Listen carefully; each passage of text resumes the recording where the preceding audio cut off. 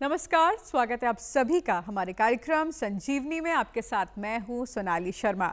दर्शकों, इस कार्यक्रम में हम बात करते हैं आपके स्वास्थ्य की, आपके जीवन को बेहतर बनाने की, आपको निरोग रखने की। और आज इसी कड़ी में हम बात करने वाले हैं माँ एवं शिशु का स्वास्थ्य और इसमें स्तनपान की भूमिका। जैसा कि हम सभी जानते हैं दर्शकों की स्तनपान एक बेहद महत्वपूर्ण भूमिका होती है और स्तनपान कहीं ना कहीं नवजात शिशु के लिए प्रकृति का सबसे अमूल्य उपहार माना गया है। माँ का दूध बच्चे को कई तरह की बीमारियाँ, कई तरह के संक्रमणों से तो दूर रखता ही रखता है, साथ ही उसके शारीरिक और मानसिक विकास में भी मदद करता है। इसी के साथ अगर माँ की बात करी जाए दर्शकों, तो माँ के लिए भी स्तनपान की ये प्रक्रिया बेहद लाभकारी मानी जाती है। लेकिन स्तनपान से जुड़े आज भी हमारे समाज में कई तरह के सवाल हैं, कई तरह की भ्रांतियां भी हैं। आज अपने इस कार्यक्रम में हम कई तरह के सवालों के जवाब लेंगे। हमारे साथ विशेषज्ञ हमारे साथ इस स्टूडियो में उपस्थित हैं। हमारे साथ आयुर्वेदिक चिकित्सक डॉक्टर मनीषा चौहान जी हैं, तो उनका स्वागत करते हैं और कार्यक्रम को आगे बढ़ाते हैं। डॉक्टर चौहान, बहुत बहुत स्वागत आपका कार्यक्रम में। Thank you. तो डॉक्टर चौहान, आज का जो हमारा विषय है माँ एवं जो नवजात बच्चा है उसका स्वास्थ्य और उसमें स्तनपान की भूमिका, एक बेहद महत्वपूर्ण ये विषय है। सबसे पहले आपसे जानना चाहूँगी कि आयुर्वेद क्या कहता है स्तनपान की इस जो प्रक्रिया है, प्राकृतिक अमूल्य जो ये प्रक्रिया है, उसको लेकर आयुर्वेद में क्या कहा गया है, क्यों ये बच्चे के लिए इतनी महत्वपूर्ण मानी गई है? देखिए, आयुर्वेदिक दृष्टिकोण की अगर हम बात करते हैं तो आयुर्वेद में स्तनपान को, ये जो ब्रेस्ट मिल्क है, इसको पीयूष, बाल जीवन की संज्ञा भी दी गई है। तो ये खुद ही बताता है कि ये कितना इम्पॉर्टेंट है। जो ब्रेस्ट मिल्क है ये बहुत ही इम्पॉर्टेंट है क्योंकि इसका न्यूट्रिशनल एस्पेक्ट है और साइकोलॉजिकल एस्पेक्ट भी बच्चे के ऊपर पड़ता है। तो किसी भी दृष्टिकोण से अगर आप बात करते हैं तो ब्रेस्ट मिल्क तो बहुत ही इम्पॉर्टेंट है। बिल्कुल। डॉक्टर चौहान, कहा जाता है कि शुरुआती जो 1 घंटा होता है प्रसव के बाद, कहीं ना कहीं उस 1 घंटे के बाद ही स्तनपान की प्रक्रिया को शुरू कर देना चाहिए, तो क्या ये सही है और कितना कंफर्टेबल एक माँ के लिए होता है? देखो, आपके प्रश्न में 2 चीज़ें छुपी हैं। पहले हम बात करते हैं कि जो प्रसव होता है, प्रसव के बाद हम बच्चे को तुरंत स्तनपान करा सकते हैं कि नहीं। देखिए, जो फर्स्ट मिल्क आता है उसको कोलेस्ट्रॉम कहा जाता है ना, और ये काफ़ी गाढ़ा होता है, पीला होता है, और अक्सर लोग इसको ना गंदा समझ के, जो पुराने लोग थे वो उसको फेंक भी दिया करते थे, बट ऐसा नहीं है। ये सोनाली जी, मैं बताऊँ, बहुत न्यूट्रिशनल रिच होता है। अगर आप इसको डिटेल देखेंगे, इसके अंदर एंटीबॉडीज़ होती हैं, और वो एंटीबॉडीज़ आपकी वैक्सीनेशन से हम सब जानते हैं ना कि गवर्नमेंट ने भी कितना काम किया है। तो हमारी बॉडी के लिए ये फर्स्ट वैक्सीन है। आपने दूध लिया, वो बच्चे के गट में जाता है, इंटेस्टाइन की कोटिंग करता है, और वो इंटेस्टाइन में कोट जब एंटीबॉडीज़ होती हैं तो वो बच्चे की इम्यूनिटी को वहीं से ट्रिगर करके उसको बनाना स्टार्ट कर देता है। उसमें प्रोटीन्स होते हैं जो बच्चे की डेवलपमेंट करता है। तो कोलेस्ट्रॉल बहुत ही इम्पॉर्टेंट है। अच्छा, अब बात आती है कि माँ दे सकती है। देखिए, माँ को भी ना स्ट्रेंथ गेन करने के लिए थोड़ा टाइम लगता है। अगर माँ के वाइटल्स ठीक हैं, वो बैठ पा रही है, तो बिल्कुल ऐसा कुछ नहीं है कि वो नहीं दे सकती। लेकिन हमको यहाँ ये देखना चाहिए क्या वो इस कंडीशन में है, क्योंकि वो भी तो अभी कितनी वेदना से, रक्तस्राव से गुजरी है। अगर माँ इस कंडीशन में है तो बिल्कुल जितना जल्दी आप बच्चे को दीजिए, कोई दिक्कत नहीं है। बिल्कुल, क्योंकि हम माँ के स्वास्थ्य पर भी आएंगे आगे चल के, लेकिन उससे पहले मैं आपसे ये जानना चाहती हूँ, जब नॉर्मल डिलीवरी होती है तो कहीं ना कहीं चीज़ें आसान हो जाती हैं, लेकिन क्या सी सेक्शन मदर जिनका ऑपरेशन होता है उनको कितने समय बाद स्तनपान की प्रक्रिया की शुरुआत करनी चाहिए? बिल्कुल सही बात है। यहाँ पे ना 2 बातें हैं। एक तो जब वजाइनल डिलीवरी होती है उसमें भी एपिजियोटमी में कई बार 2-3 स्टिचेस आते हैं। तो हमें ना एक ये मिथ नहीं बनाना चाहिए कि वजाइनल डिलीवरी है तो ये बहुत सरल प्रक्रिया रही होगी। कई बार उसमें भी ऐसे स्टिचेस आते हैं कि पेशेंट बैठने की कंडीशन में नहीं होती है। अच्छा, सी सेक्शन में तो पूरा ही आप स्टमक देखिए, आप ने काटा है, तो पेशेंट इस कंडीशन में एकदम तो नहीं होता है कि आपने उसे कहा भाई तुम बैठो और दूध पिला दो।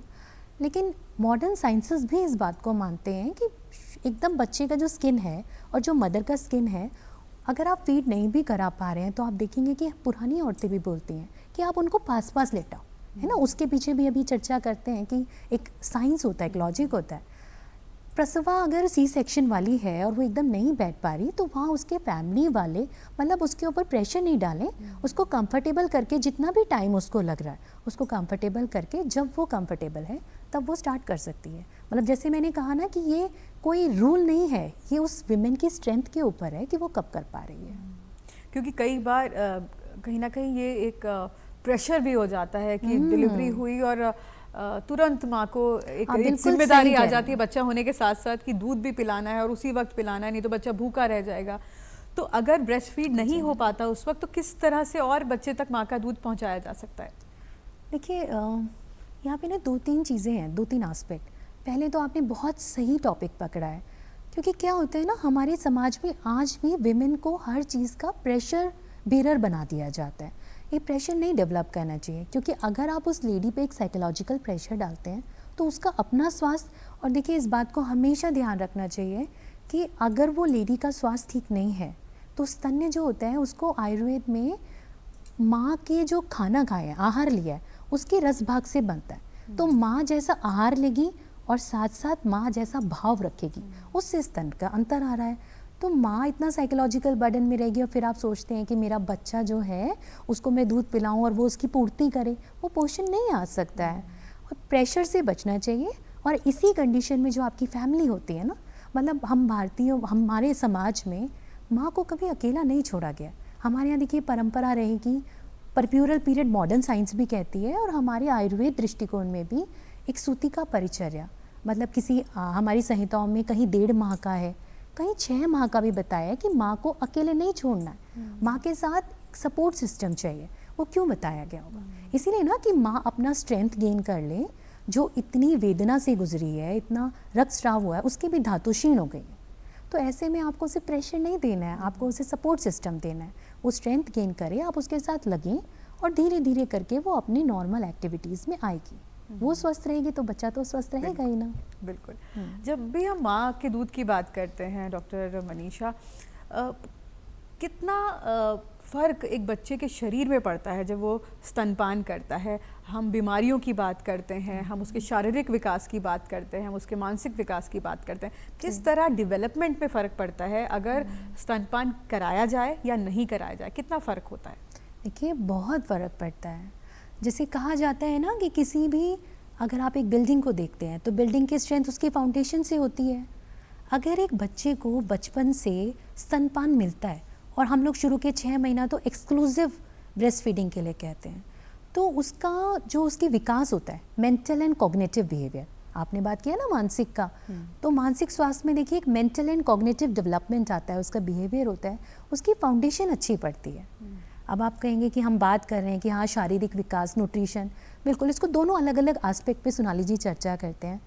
पहले न्यूट्रिशन की बात करते हैं। समाज तो वही मानता है ना कि आप दूध पिलाएंगे तो भाई ग्रोथ हो रहा है। देखिए न्यूट्रिशन में आप देखेंगे कि जो कोलेस्ट्रॉल है शुरू में वो आया, वो तो बहुत ही रिच है, और जो ब्रेस्ट मिल्क है उसके अंदर DHA हैं, ओमेगा 3 फैटी एसिड्स हैं।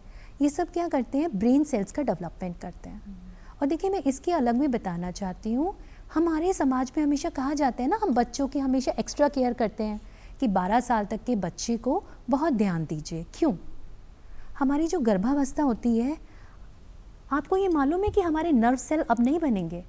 जो गर्भावस्था होती है, जितने नर्व्स, मतलब ब्रेन में हमारा नर्वस सिस्टम है, जितने नर्वस सिस्टम होता है, हमारे ऑलमोस्ट नर्व सेल्स हमारे जन्म से पहले बन चुके होते हैं। और जन्म के बाद बहुत शॉर्ट विंडो होती है, और जो शुरू का 3 मंथ्स कहा गया वो बहुत ही इम्पॉर्टेंट है, क्योंकि उस समय बन तो गए, डेवलप होने, विकसित होने। तो उस समय जो ब्रेस्ट मिल्क है ये मैजिकल काम करता है। अब कैसे? उसके अंदर वो कंटेंट्स हैं न्यूट्रिशनली कि वो ये जो नर्वस सिस्टम है, इनके जो सेल्स हैं, नर्व सेल्स हैं, इनको विकसित करेगा। और ये जिस तरह से विकसित होंगे, ये बच्चे के मानसिक स्वास्थ्य का आधार बनेंगे। तो अब आप बताइए, बच्चा अगर कितना IQ रख रहा है, कितना इंटेलिजेंट रहेगा, कितना एक संयमित रहेगा, कैसा, वो सब तो आपने वही डिसाइड करा। तो जो चीज़ फाउंडेशन डाल रही है वो कैसे इंपॉर्टेंट नहीं है? शुरू के 3 महीने के बाद जो फिर एक साल का विंडो आता है, उसमें ये जो डेवलपमेंट है ये स्लो हो जाता है। और 12 साल तक के बच्चे का, 12 साल 13 साल तक के बच्चों के बाद ये विंडो बंद हो जाता है। तो 12 साल तक के बच्चों का इसीलिए हम लोग कहते हैं कि बाल्यकाल बच्चों का बहुत ज़्यादा ध्यान रखिए। उसके बाद अब आपके सेल्स डेवलप नहीं होंगे, नर्व सेल्स बनेंगे नहीं, अब वो सिर्फ आपका रिपेयर होंगे। तो जो चीज़ मेरी जब बन रही है उसको मेरे को ध्यान रखना चाहिए ना तब। तो एक ये तो हो गया इसका न्यूट्रिशनल एस्पेक्ट, है ना। अब आप बात करें कि भाई ये माँ और शिशु के लिए कैसे इम्पॉर्टेंट है। आप देखिए हमारी संहिताएं हैं, जैसे आयुर्वेदिक दृष्टिकोण से बात करें तो हमारी संहिताओं में ना आचार्य जैसे सुश्रुत में बात करते हैं, सुश्रुत संहिता में 4 कारण बताए गए जो कि स्तन्य उत्पत्ति का है। उसमें एक बहुत अच्छा कारण एक बताया स्पर्श। तो जब बच्चा दूध पीता है ना, उसके सकिंग रिफ्लेक्स हैं, वो सक कर रहा है, तो माँ और बच्चे का स्किन कांटेक्ट हुआ। जैसे अभी हमने शुरुआत में चर्चा करी कि अगर दूध नहीं भी आ रहा है तो उस बच्चे को माँ के पास आप लेटाओ और ऐसे लेटाओ कि उसकी स्किन पेट पे या टच हो माँ से।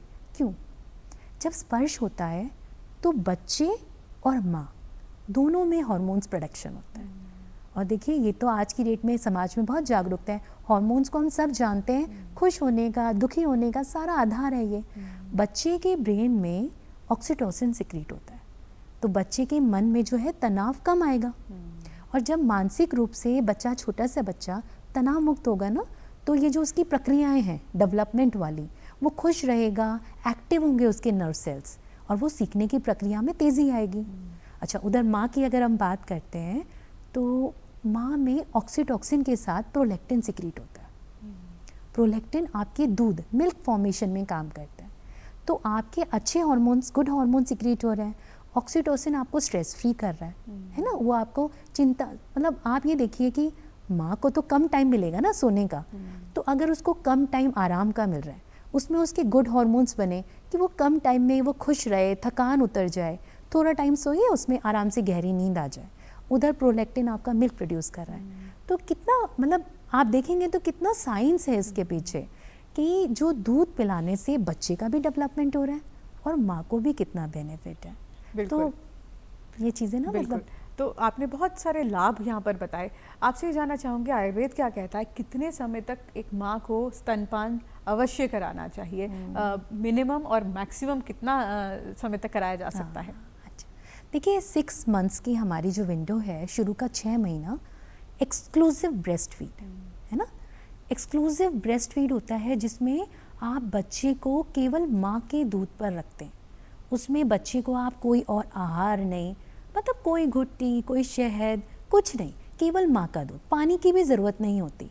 और ये जो शुरू का 6 माह है जिसको हम कह रहे हैं कि ये एक्सक्लूसिव ब्रेस्ट फीडिंग का है, ये बहुत इंपॉर्टेंट है। जैसे अभी हमने बात भी किया कि वो जो 6 महीने हैं उसमें बच्चे के नर्व सेल्स बहुत डेवलप कर रहे हैं, उसका मेंटल एंड कॉग्निटिव बिहेवियर, साथ साथ उसकी इम्यूनिटी डेवलप हो रही है। तो बहुत ज़्यादा ज़रूरी है ये आयुर्वेदीय दृष्टिकोण। अब इसके बाद आता है कि हम कब तक इसको, है ना, कब तक इसको कर सकते हैं। देखिए 6 महीने के बाद हमारे यहाँ षोडश संस्कार होते हैं, आप जानते होंगे ना, 16 संस्कार। उसमें एक अन्नप्राशन संस्कार का, उसको 6 माह पर करने को कहा गया। देखिए हर चीज़ ना हमारा कैसे एक दूसरे से जुड़ा है।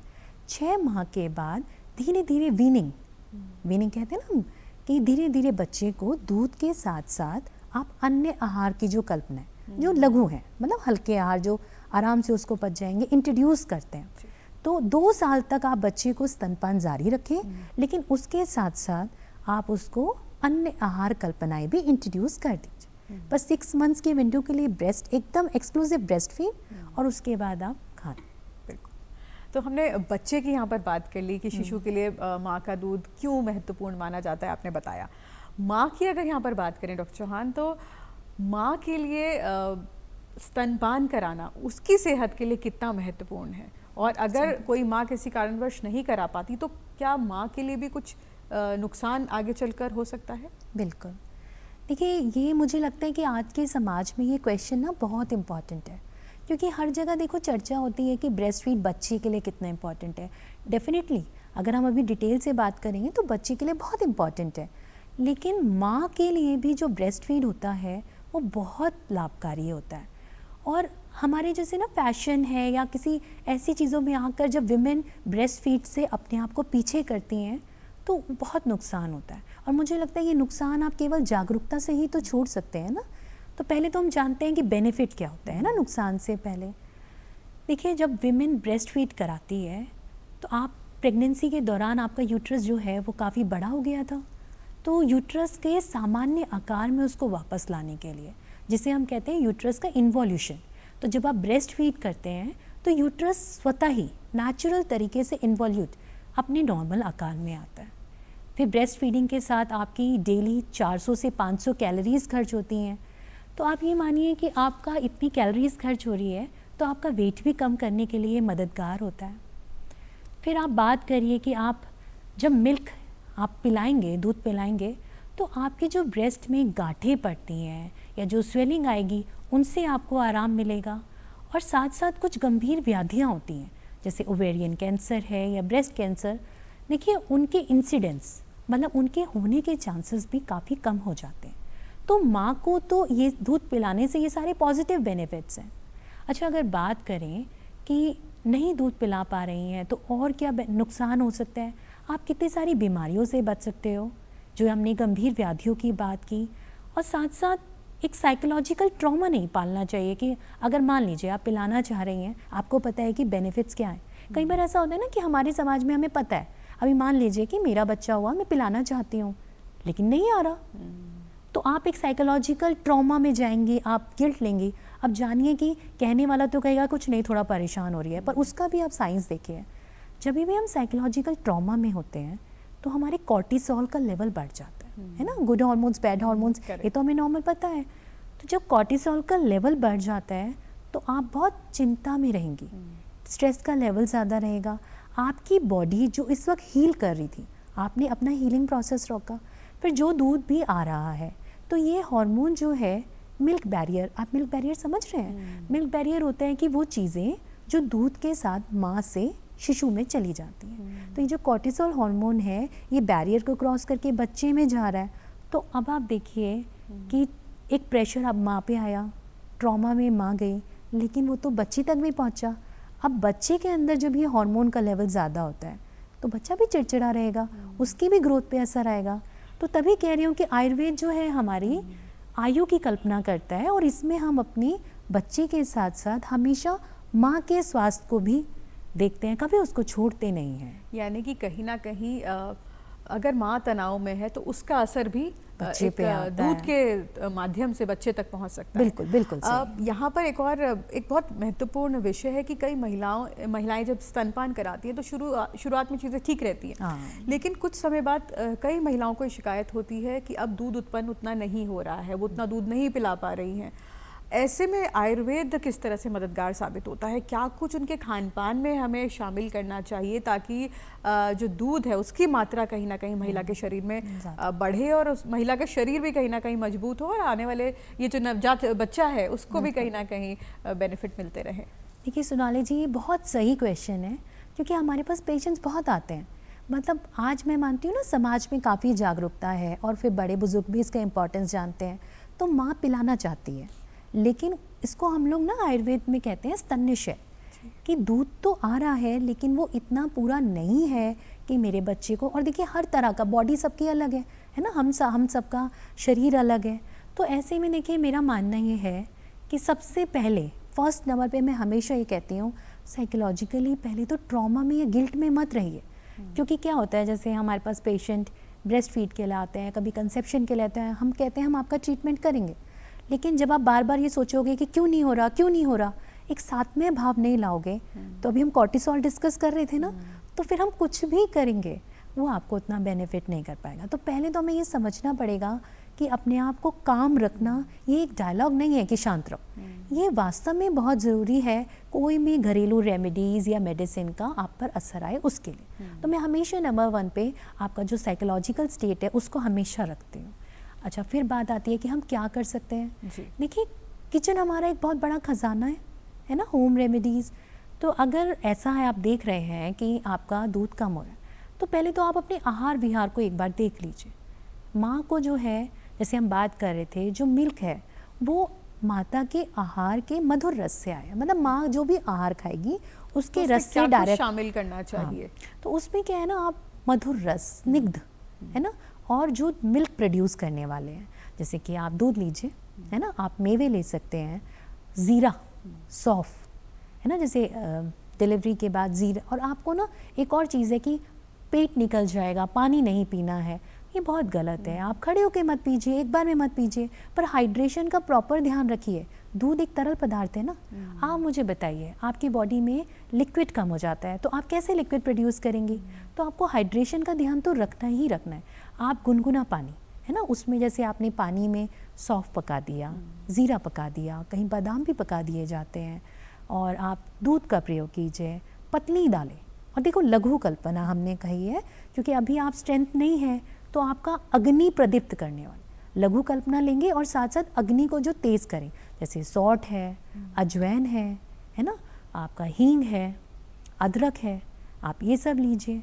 तो गाय का घी लीजिए, क्योंकि हम केवल ये नहीं कह रहे कि हमको, मतलब एक मिला जुला एक पूरा आहार कल्पना है जिसमें आप लघु भोजन करें, तरल द्रव्यों का प्रयोग करें, हल्की दालें लें, ज़्यादा गीली मतलब ढीली, मतलब उनमें ग्रेवी, पतली पतली दाल हो आपकी, और गुनगुने जल का, ठंडा नहीं। आपको वात बढ़ाने वाली चीज़ें नहीं खानी है, वात वर्धक ना आहार लेना है ना विहार। मतलब इसीलिए तो कहते हैं ना, उसको आप आराम दीजिए। आपका बिल्कुल नींद नहीं आ रही, निद्रा नाश की कंडीशन है, आप बहुत थकी हुई हैं, है ना, आपको सपोर्ट सिस्टम नहीं है, आप काम भी कर रहे हो, सो भी नहीं पा रहे हो, तो आपका वात बढ़ेगा। और जो वात है फिर वो, देखिए, वात गति करता है, लेकिन हम आयुर्वेद में कल्पना करते हैं कि हर दोष आपका ज़रूरी है। ऐसा नहीं है कि एक शुद्ध कल्पना होगी, लेकिन एक सात्मय भाव है, एक हद तक वो ठीक है, पर वैषम्य होकर वो नुकसान करता है। तो आपको कल्पना ऐसी करनी है जो वात वर्धक ना हो। बिल्कुल। तो ये तो आपने घरेलू हमें चीज़ें बताई कि हाँ। हम अजवाइन ले सकते हैं, सौंफ ले सकते हैं, पर क्या कोई ऐसी आयुर्वेदिक औषधियाँ हैं जो कहीं ना कहीं जो दूध है उसकी मात्रा और गुणवत्ता दोनों को कहीं ना कहीं बढ़ाने में मददगार साबित होती हैं? देखिए सोनाली जी, हमारे पास एक इतनी अच्छी रेमेडी है इसकी। हमारे पास ना आयुर्वेद में एक शतावरी चूर्ण आता है, और वो इतना अच्छा है। देखिए, शतावरी को आप आधा चम्मच शतावरी चूर्ण को सुबह शाम गाय के दूध के साथ लीजिए। और शतावरी चूर्ण जो होता है, जैसे माँ भी इस वक्त स्ट्रेंथ गेन कर रही है, तो वो माता के अंदर भी स्ट्रेंथ लाएगा, उसकी जो धातुएं क्षीण हो गई हैं इस समय, और साथ साथ बच्चे के भी स्तन्य को बढ़ाएगा और बच्चे में भी बल वृद्धि करता है। तो जहाँ आपको ऐसा लगता है कि नहीं आपको मेडिसिन की ज़रूरत है, आप कुछ समय के लिए शतावरी चूर्ण को सुबह शाम गाय के दूध के साथ लीजिए। तो डॉक्टर मनीषा, क्या इसमें भी कोई सावधानी बरतनी पड़ती है, या किस तरह से इसको लिया जा सकता है? क्या ये पूरी तरह से सेफ होता है शतावरी चूर्ण लेना? बिल्कुल, शतावरी आज की डेट में देखिए कई लोग जो होते हैं पाउडर फॉर्म नहीं ले सकते हैं, तो कैप्सूल भी आते हैं। शतावरी इज़ वेरी मच सेफ। और जैसे मैं बोल रही थी, ये धातुश है, जो अभी महिला जो है, जो अभी इतनी अत्यधिक वेदना से गुजरी है ना, और उसमें रक्तस्राव इतना हुआ है, तो उसकी धातुएं क्षीण हो जाती हैं। तो ये माँ के अंदर भी स्ट्रेंथ लाएगा, और मिल्क बैरियर को क्रॉस करके जब स्तन्य प्रोड्यूस हो रहा है और ये जाएगा बच्चे में, तो ये आप ये कहिए कि माँ का स्तन्य तो बढ़ाएगा ही, लेकिन बच्चे के लिए भी अच्छा रहेगा। बिल्कुल कोई इसमें नुकसान नहीं, आप आराम से यूज़ कर सकते हैं। बिल्कुल। डॉक्टर मनीषा, एक और जो बिल्कुल न्यू मदर्स होती हैं, उनकी एक कंसर्न और होती है कि 6 महीने 8 महीने बाद वापस काम पे लौटना होता है। ऐसे में कहीं ना कहीं दूध पिला पाना एक समय बाद मुश्किल पड़ती है उसमें। तो आजकल कई चीज़ें देखिए कि एक्सप्रेस्ड मिल्क भी मदर रखती है, तो कितना ये सेफ होता है एक्सप्रेस्ड मिल्क, इसको देने का तरीका? और साथ ही साथ ये भी जानेंगे कि कई महिलाएं जब नहीं दूध उत्पन्न होता है और सारी चीज़ें तमाम कोशिशें भी कर लेती हैं, तो कहीं ना कहीं फॉर्मूला मिल्क पे स्विच करना पड़ता है, तो क्या वो भी एक सेफ ऑप्शन है? देखिए, यहाँ हम एक एक करके बात करते हैं। पहले हम बात करते हैं एक्सप्रेस मिल्क की। देखिए, ये सच है कि आजकल जो ये भागती दौड़ती ज़िंदगी है, और हम सबके दायित्व और जिम्मेदारियाँ भी हैं, और हम सबके साथ शायद ना एक समय ये कंडीशन आता है कि अभी बच्चे को हमें दूध पिलाना है, लेकिन जिम्मेदारी है, आप जॉब पे जा रहे हैं, उसको कैसे करें? तो जहाँ ऐसा है वहाँ एक्सप्रेस मिल्क। देखिए, एक्सप्रेस मिल्क क्या है? एक्सप्रेस मिल्क कुछ नहीं है, आपने अपना जो स्तन है उसको आप अपने आप, चाहे हाथों से, चाहे आज की डेट में ब्रेस्ट पंप अवेलेबल है, और ब्रेस्ट पंप भी मैनुअली भी निकाल सकते हो, और आप इलेक्ट्रिसिटी को यूज़ करके भी। तो आप अपने दूध को निकाल कर रख देते हैं कि जब बच्चे को ज़रूरत पड़ेगी आप उसको यूज़ कर लेंगे। और मैं चाहती हूँ कि आपके प्रोग्राम के माध्यम से ये श्रोताओं तक पहुँचे कि ये कोई हानिकारक नहीं है, बल्कि जहाँ ऐसा है कि आप बच्चे को अवेलेबल नहीं हो, जहाँ आपकी अवेलेबिलिटी पे प्रश्न है, वहाँ पर आप बच्चे को पाउडर वाला मिल्क दे रहे हो या कई घरों में गाय का दूध देने के स्टार्ट करते हैं, उससे बहुत बेहतर विकल्प है। मतलब आप फॉर्मूला मिल्क दीजिए, आप गाय का दूध दीजिए, उससे बेहतर है कि यदि आपका स्तन्य बन रहा है, आपका मिल्क प्रोड्यूस हो रहा है, तो बहुत अच्छा है कि आप उसको एक्सप्रेस करके रख लीजिए। लेकिन सोनाली जी, यहाँ पर मुझे लगता है कि जब आप एक्सप्रेस्ड मिल्क की बात करते हो तो डूज एंड डोंट्स होते हैं। देखिए, सिर्फ दूध निकाल के रख लेना इज़ नॉट अ थिंग। आप इस बात को समझें कि natural is always best, right. जब आप नेचुरल चीज़ को प्रिजर्व करना चाहेंगी तो आपको फिर बहुत चीज़ों का ध्यान देना पड़ेगा, जिसमें सबसे पहला आता है हाइजीन, है ना। आपने कहा कि ठीक है भाई, अच्छा है। देखो, माँ भी जब अपना एक्सप्रेस कर रही है मिल्क, अगर दूध बहुत लंबे टाइम तक बॉडी में, छाती में रह गया तो क्या होगा, गांठें पड़ेंगी। एंड मैंने क्लिनिकली देखा है कि पेशेंट्स को ऐसा भी हुआ है, विमेन जा रही है ड्यूटी पे, सुबह से शाम तक आई, ब्रेस्ट काफ़ी हैवीनेस, टाइटनेस, और उसको गांठें पड़ गई। कुछ वर्स्ट केसेस में तो ऑपरेट भी कराना पड़ा। तो बच्चा तो फिर वो पूरे टाइम ना दूध से डिवॉइड हो गया। तो अच्छा है आप एक्सप्रेस मिल्क कीजिए, माँ के लिए अच्छा है कि आपका छाती हल्का होगा, और बच्चे के लिए अच्छा है कि उसको न्यूट्रिशन मिल रहा है। पर इसको रखें कैसे, ये भी तो एक क्वेश्चन है ना कि इसको कैसे रखेंगे। देखिए, अगर आप स्टेरलाइज़र यूज़ कर सकते हैं तो आप ग्लास के कंटेनर, जैसे ये कांच का ग्लास है, आप ग्लास के कंटेनर्स लाइए और उसमें उसको स्टेरलाइज करके हाथों से या पंप के माध्यम से रख के रेफ्रिजरेट कर दीजिए।